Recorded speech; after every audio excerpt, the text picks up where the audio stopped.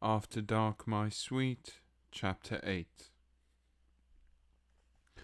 I had a funny dream that night, a damned bothersome one, I should say. One of those dreams in which everything turns out to be the opposite of what you thought it was.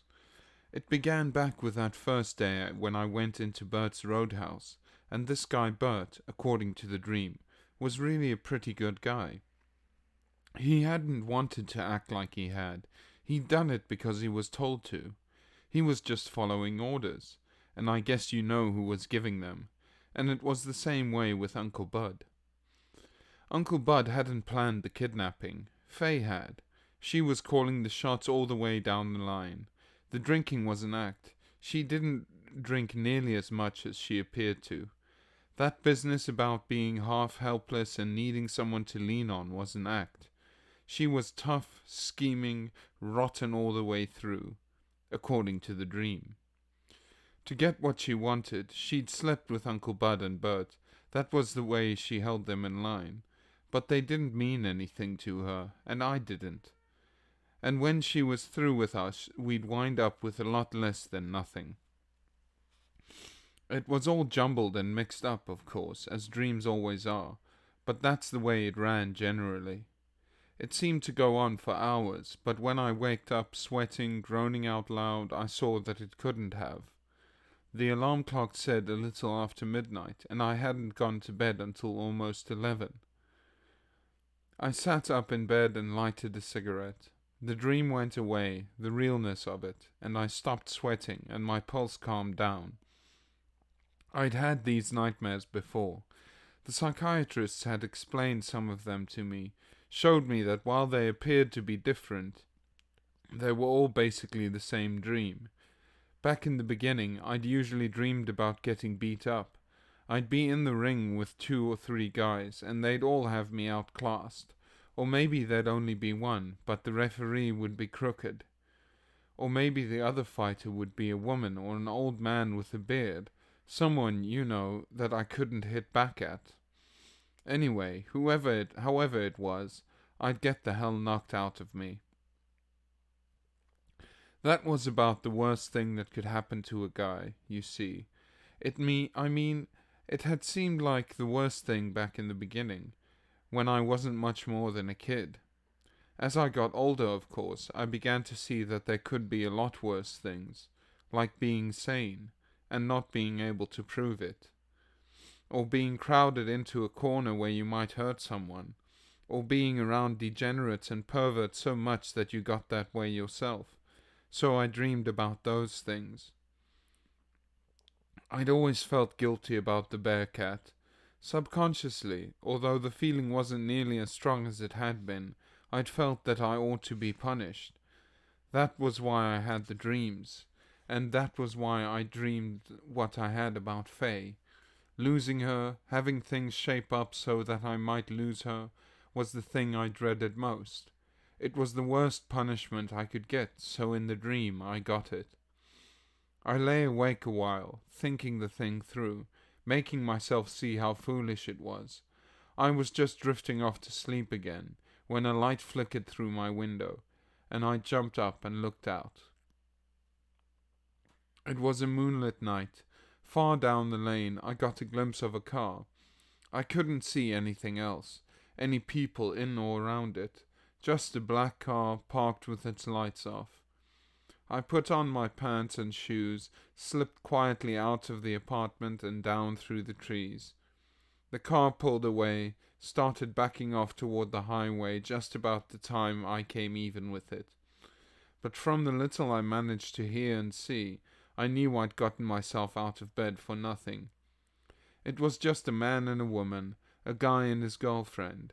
They'd driven in here to do a little petting, and now they were on their way again. It was as innocent as that, but coming right on top of the dream, it bothered me a little bit. I couldn't help thinking that it could have been someone else. Someone could park there and slip up to the house, and 10 to 1 I wouldn't know about it. I went back to bed. After a long time, I went to sleep. But even sleeping, I was still kind of bothered. I knew I shouldn't be, that there was nothing to be bothered about, But when a guy's whole life is wrapped up in just one thing or just one person, well, he doesn't really need anything to throw him. Saturday, the next day, was kind of a bad day for me. Faye only took 4 or 5 drinks, but with the alcoholic fog pretty well gone from her mind, she began to ask questions. She didn't appear suspicious, as though she thought I had something to hide. She simply wanted to know about me, as people do when they're deeply interested in a person. And I wanted her to feel that way, but you can see the spot I was in. I couldn't tell her the truth. Even the halfway truth, glossing everything over, sounded like hell. I'd been charged with murder after the fight with the Burlington Bearcat. Then the charge had been reduced to second-degree manslaughter. I'd taken a plea to it, and the judge had made the sentence equal to the time I'd already spent in jail. I'd joined the army, and they'd bounced me out fast with a medical discharge. Since then, I'd gone from one institution to another, with a few cheap jobs in between. I didn't have the training for a good job. I couldn't give any references, and sooner or later my record always caught up with me. That was the truth without going into a lot of details. What I told her was that I'd stopped fighting after I hurt a guy so bad that he never recovered from it. I said I'd been permanently banned from the ring after that, and anyway I didn't have the heart for it. But since I wasn't much good for anything else, I'd just sort of drifted. That didn't satisfy her. I mean, she wanted to know more, but she saw I was getting upset, so finally she laid off. I went to bed early, completely worn out from the strain of all this. I slept well, and I waked up feeling pretty good. I dressed and went over to the house. After breakfast, I went to work on the grass again. I'd just about shaken off the worrying. Like a guy will, I'd swung down through the bottom of the blues and come up on the other side. I wasn't entirely up, but I was coming up fast. It was probably a couple hours after I went to work that I heard Faye stirring around in the kitchen. Then, maybe 30 minutes later, she came to the door and called to me. I dropped the scythe and started across the yard, wiping the sweat out of my eyes, mopping my face and arms with my handkerchief. I went up the steps and across the porch, opened the door and went in. And then I just stood there, staring at her, because I'd known she was beautiful, but she had the stuff to be. But I'd never thought Faye could be this beautiful. I didn't think that any woman could. Her eyes were sparkling, crystal clear. Her hair had that soft, brushed, shiny look, and her face was rose and white softness that seemed to glow from the inside. She was wearing tan shorts and a white off-the-shoulders blouse. She took a deep breath, smiling at me, and her breasts swelled. And I could see she was wearing nothing beneath the blouse. Well, she tilted her head to one side, smiling. How do I stack up as an advertisement for prohibition? Fine. You stack up, period. Really think so? You ought to make sure, shouldn't you? Faye, honey. I took a quick step forward, then I stopped, looking down at myself. I guess with you so clean and pretty and everything, I ought to. I hesitated, kind of hoping she'd say it didn't matter, and I think she did start to say that. But this was something that meant a lot to her, as much probably as marriage would have meant, and in a sense it was marriage. It was something she wanted to be perfect. So after a moment she nodded. All right, Collie. It's a nice thing, as I recently remarked, so why louse it up? I'll be right back, I said, just as soon as I wash up a bit. And you know where I'll be, she smiled. I'll be ready. In fact, I think I may as well. Faye tugged suggestively at the blouse. Then she turned and went through the living room and into the bedroom. I couldn't move for a second or two, and then I beat it out of there fast. I ran across the lawn and up the stairs to my apartment. I turned the water on in the tub and started shaving. I finished shaving, got in the tub, and scrubbed and soaked myself. Then I put on all clean clothes and went back down the stairs again. In all, I guess it had taken me about 25 minutes. It couldn't have been any more than that. But in that little time, just that little time, everything changed for me. I hadn't heard the car leave. I wouldn't have heard it with all the noise I was making in the tub. But it was gone, and, of course, she was gone too. I looked in the house, hoping against hope, hoping that it wasn't like I knew it was. But she was gone. Apparently she'd gone dressed as she was, taking a coat with her maybe. I sat down in the living room, and for a while I just sat, staring into space, staring at nothing, my mind a blank. Then, gradually, I began to think again, and what I thought was that this was all so unnecessary, that it was one more piece of the pattern that had put me where I was. Doc Goldman. Doc and the dozens of other doctors I'd come up against. They said that my thinking was one-sided, and hell, compared with theirs, mine had more sides than a bar. They knew all about me. At least some of them did.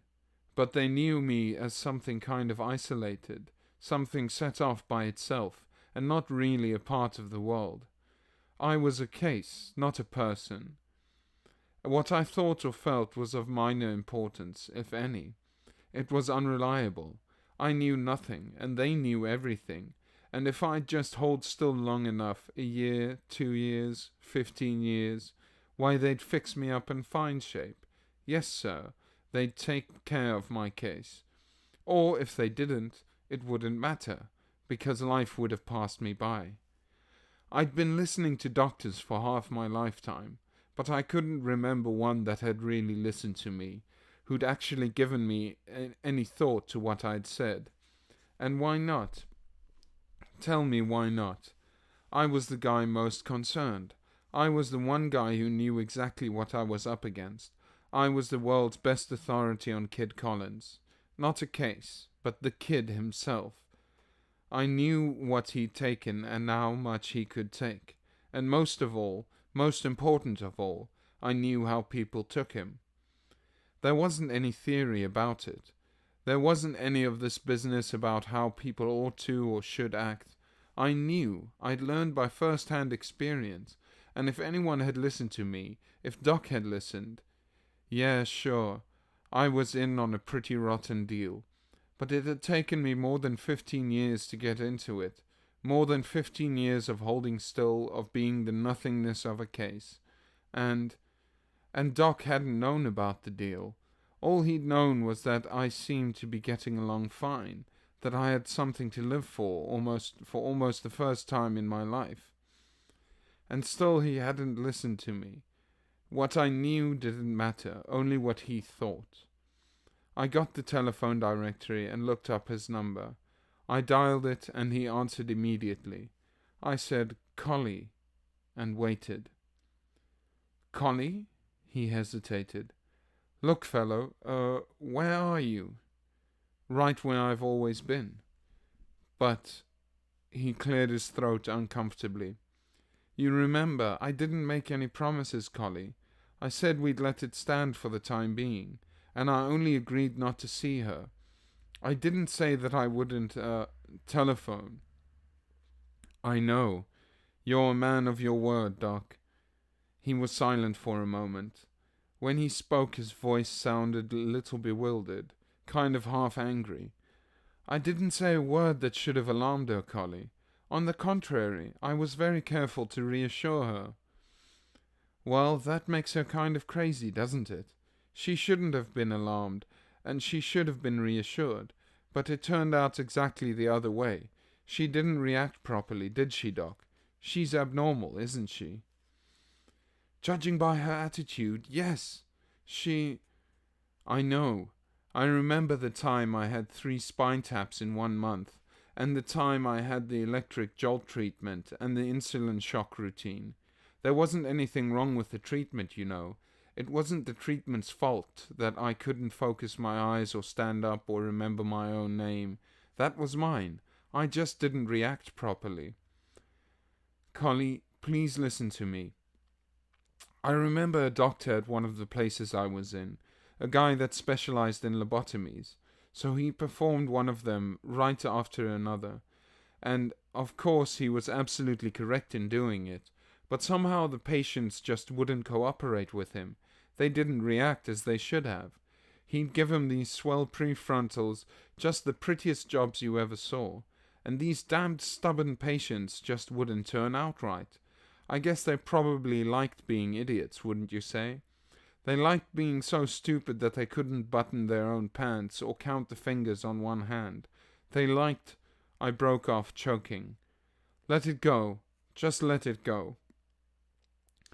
There was a pause, and I could all but see him frowning. I could see the worry in his eyes. I'm terribly sorry, Collie, but you must know that it was the only thing I could do. It's hardly my fault if Mrs. Anderson adopts an attitude that is completely unreasonable. That's the word, all right, Doc. Now maybe you'll tell me what a reasonable attitude would be. She lives alone, remember, and her nerves are in pretty bad shape, and she hasn't known me much more than a week. So tell me, Doc, just how should she have acted? Well, I certainly don't think that she... He paused. Now listen to me, Collie. I said I was sorry. You don't know, do you? You didn't know, but you know now. And you found out the easy way. Why didn't you do it to yourself, Doc? Why didn't you go home, go to some of your normal people and tell them you were a mental case and see how they acted? Collie, and now I could visualize the red flush on his face. I did what I had to. I'm sorry that Mrs. Anderson took it as she did, and I'll be more than glad to... Is she with you now? I laughed. I didn't say anything. You're at her house? Well, stay there, and I'll come right out. You know I'm your friend, boy. I don't mean to throw anything up on you.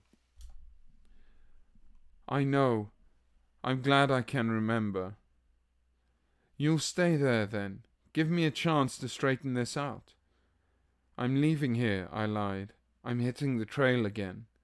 No, Collie. If you feel that you can stay there, you must come back over here. We'll go ahead, just as we planned. I'm leaving. I'm hitting the trail, and don't try to pick that trail up, because if you do, I might stop remembering. I hung up the phone. A minute later it started ringing again. It rang, and then it finally stopped. And I went on sitting here, looking into nothingness, the tears streaming down my face.